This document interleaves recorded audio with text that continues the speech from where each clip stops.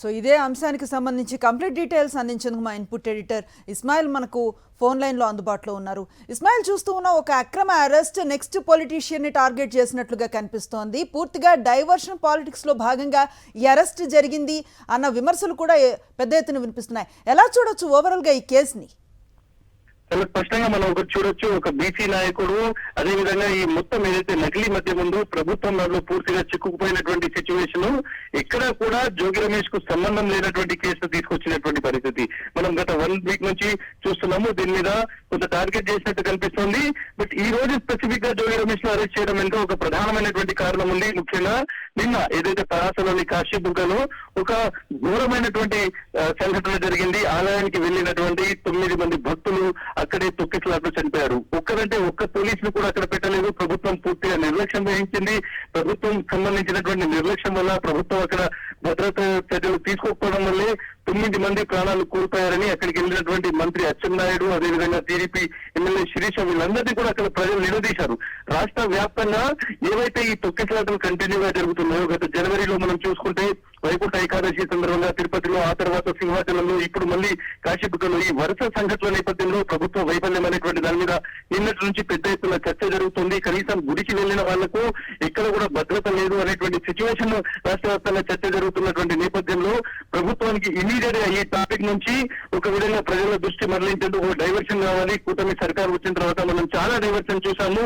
అది తిరుపతి లడ్డు సంబంధించి చూసుకుంటే అక్కడి నుంచి ఇప్పటి వరకు ప్రతిదీ ఒక డైవర్షన్ స్కీమ్ గా చూడాలి. ప్రభుత్వ ఫెయిల్యూర్ ఎక్కడైతే ఉంటుందో, ప్రభుత్వం ఎక్కడైతే పూర్తిగా ప్రజలకు సంబంధించినటువంటి ఆగ్రహానికి గురవుతుందో అప్పుడు ఒక కొత్త డైవర్షన్ తీసుకొస్తారు. ఈ రోజు తీసుకొచ్చినటువంటి ఇంకొక కొత్త డైవర్షన్ ఏంటంటే జోగి రమేష్ అక్రమ అరెస్ట్ అనేటువంటిది. జోగి రమేష్ ను అరెస్ట్ చేసినటువంటి విధానం కావచ్చు, లేదంటే టైమింగ్ కావచ్చు, ఏది చూసుకున్నా గానీ నిన్న కాశీబుగ్గలో జరిగినటువంటి తొక్కిసలాట ఏదైతే ఉందో దాన్ని పూర్తిగా డైవర్ట్ చేయడానికి తీసుకొచ్చినటువంటి ఒక కొత్త డైవర్షన్ స్కీమ్ అనేటువంటి చాలా స్పష్టంగా అర్థమవుతుంది. రాష్ట్ర ప్రజలు కూడా ఇదే కంటిన్యూగా డిస్కషన్ జరుగుతుంది. మనం చూడొచ్చు, 2-3 రోజుల నుంచి జరుగుతున్నటువంటి ఒక పరిస్థితి క్లియర్ గా చూస్తే ఆంధ్రప్రదేశ్ లో ఏదైతే ప్రభుత్వం ఉందో, ప్రభుత్వం సంబంధించినటువంటి అధినేతలు ఉన్నారు. చంద్రబాబు నాయుడు ఈ రోజు తన వ్యక్తిగతమైనటువంటి పర్యటన కోసం లండన్ వెళ్ళి ఉన్నారు. At the same time deputy CM అనేటువంటి వ్యక్తి హైదరాబాద్ లో ఉన్నారు. నారా లోకేష్ అనేటువంటి వ్యక్తి పర్యటన నేపథ్యంలో అప్పుడప్పుడు వచ్చి నిన్న ఏదైతే తీవ్రమైనటువంటి విమర్శల నేపథ్యంలో హైదరాబాద్ నుంచి ఆయన ఫ్లైట్ తీసుకొని స్పెషల్ గా అక్కడ నుంచి మళ్ళీ హెలికాప్టర్ తీసుకొని వెళ్లి ఏదో వాళ్ళని చూసాము వచ్చేసాము అనేటువంటి విధంగా ఉన్నారు.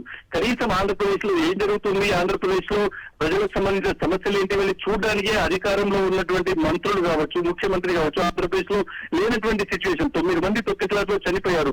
తీవ్రమైనటువంటి ప్రజాగ్రహం ఉంది. అటు మనం చిత్తూరులో జరిగినటువంటి, తిరుపతిలో జరిగినటువంటి తొక్కిసలాట నుంచి చూసుకుంటే ఇప్పుడు శ్రీకాకుళం ఎక్కడైనా ఏదో ఒక సంఘటన ఇలాంటి జరుగుతూనే ఉంది. ప్రభుత్వం పూర్తిగా పనిచేసింది. అధికారులు, ప్రభుత్వంలో ఉన్నటువంటి మంత్రులు, ముఖ్యమంత్రి సహా ఎవరు పట్టించుకోవడం లేదనేటువంటి ఒక తీవ్రమైనటువంటి ఆగ్రహం ఆంధ్రప్రదేశ్ ప్రజల్లో ఉంది. ఈ నేపథ్యంలోనే ఈ రోజు ఒక కొత్త డైవర్షన్ స్కీమ్ తీసుకొచ్చారు. డైవర్షన్ అంటే అరెస్ట్ చేసినటువంటి విధానము, మంది మార్పాలను, పోలీసులను పెద్ద ఎత్తున మోహరించడము, అంటే ఎక్కడ ఒక ఉగ్రవాది ఇక్కడ దాక్కున్నాడు అతన్ని అరెస్ట్ చేయాలి అనేటువంటి దానికి వచ్చేటువంటి ప్రిపరేషన్ లాగా ఒక బస్సును తీసుకురావడము, రోడ్ పార్టీలు, ఇవన్నీ చూసి చేస్తే ఏంటంటే మీడియా అటెన్షన్ ఉండాలి, మీడియాలో ఇది చర్చ జరగాలి, అరెస్ట్ మీదనే అందరూ దృష్టి వెళ్ళాలి అనేటువంటిది చాలా స్పష్టమైనటువంటి ఒక ఇండికేషన్ అనేది కనిపిస్తుంది. సో ఇది కంప్లీట్ గా ఒక డైవర్షన్ అనేటువంటి స్కీమ్ అనేటువంటిది ఈ మొత్తం ప్రభుత్వం చేస్తున్నటువంటి అక్రమ అరెస్ట్ కావచ్చు, ప్రభుత్వం చేస్తున్నటువంటి ఈ హంగామా చూస్తే చాలా స్పష్టంగా అర్థమవుతుంది. రెండో విషయం మనం ఇక్కడ చూడాల్సింది ఏంటంటే టైమింగ్ అనేటువంటి చాలా క్లియర్ గా ఏదైనా ఒక కేసు సంబంధించి ఎవరైనా ప్రైమ సచి ఉన్నా కానీ, లేదంటే ఎక్కడైనా పూర్తి అతనికి సంబంధించి ఆధారాలు ఉంటే అరెస్ట్ చేయడానికి ఒక ప్రొసీజర్ ఉంటుంది. బట్ ఇమీడియట్ అరెస్ట్ ఇప్పుడు పోలీసులకు జోగి రమేష్ అరెస్ట్ చేయాల్సినటువంటి అవసరం ఉంది. ఎందుకంటే ఈ మొత్తం ఇష్యూను డైవర్ట్ చేయడం కోసమే ఇదంతా తీసుకొచ్చారనేటువంటి చాలా స్పష్టంగా అర్థమవుతుంది. Right, thank you Ismail.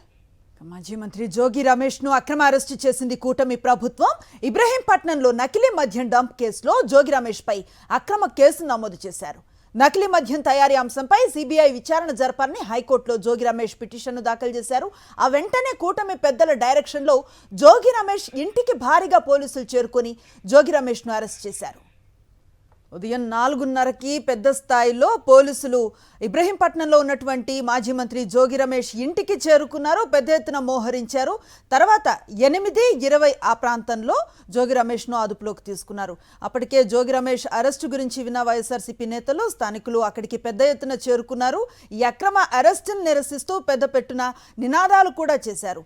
ప్రస్తుతం జోగి రమేష్ని ఏలూరు ఎక్సైజ్ ఆఫీస్కు తరలిస్తున్నట్లుగా తెలుస్తోంది. అక్కడి నుంచి విజయవాడకి తీసుకువెళతారన్న సమాచారం ఉంది. అయితే 41A నోటీసుల్ని జారీ చేయకుండానే విచారణకు పిలుస్తున్న అంశాన్ని చెప్పకుండానే అక్రమంగా అరెస్టు చేసిన ఆరోపణలు అయితే వినిపిస్తున్నాయి. అయితే ఈ అరెస్టును ముందు నుంచి ఊహిస్తూ ఉన్నారు జోగి రమేష్. ఏదేమైనా సరే తనపై వచ్చిన ఆరోపణలు నిరూపించుకునేందుకు ఎటువంటి విచారణకైనా తాను సిద్ధమని చెప్పిన పరిస్థితి.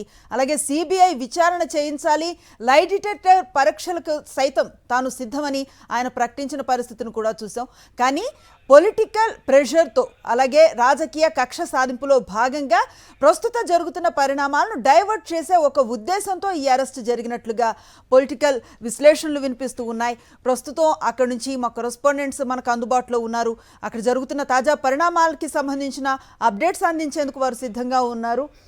కూటమి సర్కార్ మరో డైవర్షన్ డ్రామాని తెరతీసినట్లుగా కనిపిస్తోంది. కాశీబుగ్గ తొక్కిసలాటను డైవర్ట్ చేసేందుకే జోగి రమేష్ను అక్రమ అరెస్టు చేసినట్లుగా తెలుస్తోంది.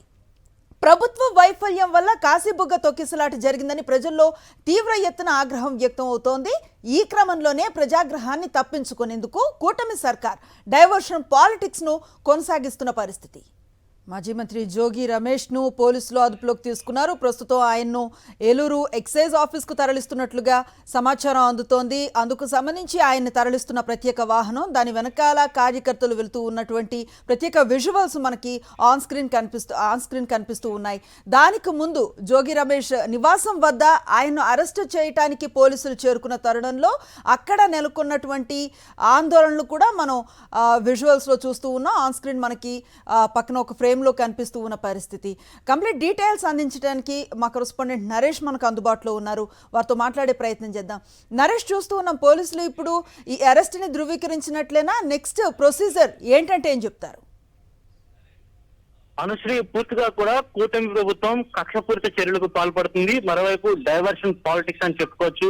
ఎందుకంటే ఆంధ్రప్రదేశ్ లో ఎటువంటి స్కామ్ బయటపడినా, అదేవిధంగా కూటమి నాయకుల లింకులతోటి ఎటువంటి అవినీతి బయటపడినా వెంటనే ఒక డైవర్షన్ పాలిటిక్స్ కు తెరలు చెప్తున్నారు. అందులో భాగంగానే నకిలీ మద్యం కేసు చూసాం మనం. ఎందుకంటే రాష్ట్ర వ్యాప్తంగా సంచలనం రేపింది. అనేక చోట్ల చిత్తూరు జిల్లా, అదేవిధంగా ఉమ్మడి కృష్ణా జిల్లాలలో, అదేవిధంగా ఉత్తరాంధ్రలో కూడా నకిలీ మద్యం దండలు బయటపడ్డాయి. ఆ బయటపడిన అంశం తర్వాత అందరూ కూడా టీడీపీ నాయకులే అందరూ బయటపడ్డారు. ఎందుకంటే తంబలపల్లి టీడీపీ ఇన్ఛార్జ్ సంబంధించి జయచంద్రారెడ్డి, అదేవిధంగా అతను పిఏ, మరోవైపు ఇక్కడ టీడీపీ నాయకుడు ప్రధాన నిందితుడు నకిలీ మద్యం కేసులో జనార్దన్ రావు, అతని సోదరుడు జగన్మోహన్ రావు బయటపడ్డారు. అయితే ఇప్పుడు ఇందులో భాగంగానే ఇందులో ఏదో విధంగా మొదటి నుంచి మాజీ మంత్రి జోగి రమేష్ ను ఇరికించాలని, అదేవిధంగా అతనిపై కక్షపూర్తి చర్యలు, సాధింపు చర్యలు పాల్పడాలని కూటమి ప్రభుత్వం ప్రయత్నిస్తూనే వస్తుంది. అందులో భాగంగా ఈ రోజు తెల్లవారుజామునే పోలీసు అధికారులు భారీగా కూడా ఇబ్రహీంపట్నంలోని మాజీ మంత్రి జోగి రమేష్ ఇంటి వద్దకు చేరుకున్నారు. అయితే జోగి రమేష్ నివాసానికి పోలీసులు చేరుకున్న తర్వాత అతనిని ఇంట్లోనే ఉంచి పూర్తిగా అతను ప్రశ్నించే ప్రయత్నం చేశారు. అయితే అప్పటికే జోగి రమేష్ అనుచరులు కావచ్చు, వైఎస్ఆర్సీపీ నాయకులు, కార్యకర్తలు భారీగా ఇంటి వద్దకు చేరుకుని ఈ ఏదైతే జరుగుతున్న అక్రమ అరెస్ట్ అనేది చాలా వరకు అన్యాయమని, ఎందుకంటే ఇప్పటికే ఈ కేసులో అందరూ టీడీపీ నాయకులు ఉన్నారని బహిరంగంగా అందరికీ తెలిసిన విషయమే. అదేవిధంగా టీడీపీ కూడా ఇది ఒప్పుకుంటూ జయచంద్రారెడ్డిని పార్టీ సస్పెండ్ చేసిన పరిస్థితి నెలకొంది. ఇలాంటి తరుణంలోనే ఇందులో A1 ఉన్న ప్రధాన నిందితుడు టీడీపీ నాయకుడు జనార్దన్ రావు ఇచ్చిన స్టేట్మెంట్ ఆధారంగా ఈ ఇరికించేందుకు కుట్ర చేస్తున్నారు. అయితే జయచంద్రారెడ్డికి సంబంధించి, ఎందుకంటే తంబలపల్లి ఇన్ఛార్జ్ ఎవరైతే ఉన్నారో టీడీపీ నాయకుడు జయచంద్రారెడ్డిని ఇప్పటి వరకు ఈ కేసులో ఎటువంటి విచారణ జరగలేదు, అతన్ని అరెస్ట్ చేయని పరిస్థితి నెలకొంది.